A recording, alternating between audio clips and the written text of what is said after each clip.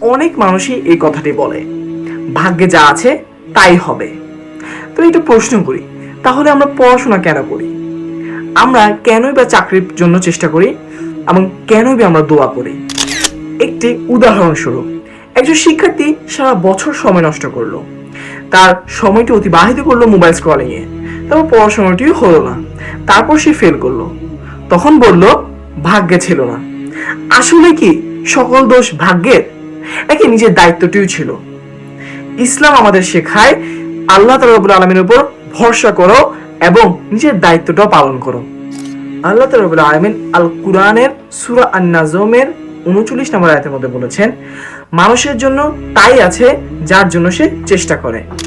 জামে আত-তিরমিজির একটি হাদিস, এক ব্যক্তি তার উটকে না বেঁধে রেখে বলল, আমি আল্লাহর উপর ভরসা করে যাচ্ছি। তখন রাসূলুল্লাহ সাল্লাল্লাহু আলাইহি ওয়াসাল্লাম বললেন, আগে উটটি বেঁধে রাখো, তারপর আল্লাহ তাআলা রব্বুল আলামিনের উপর ভরসা করো। তাওয়াক্কুল মানে হাত গুটিয়ে বসে থাকা না। তাওয়াক্কুল মানে নিজের সর্বোচ্চটি চেষ্টা করে আল্লাহ রাব্বুল আলামিনের উপর ভরসা করে ফলাফলটি ছেড়ে দেওয়া। যদি আজ আপনি চেষ্টা না করেন, তাহলে আগামীকাল ভাগ্যকে দোষ দেওয়ার পূর্বে নিজের আমলনামা এবং নিজের পরিশ্রমের হিসাবটি মিলিয়ে নেবেন।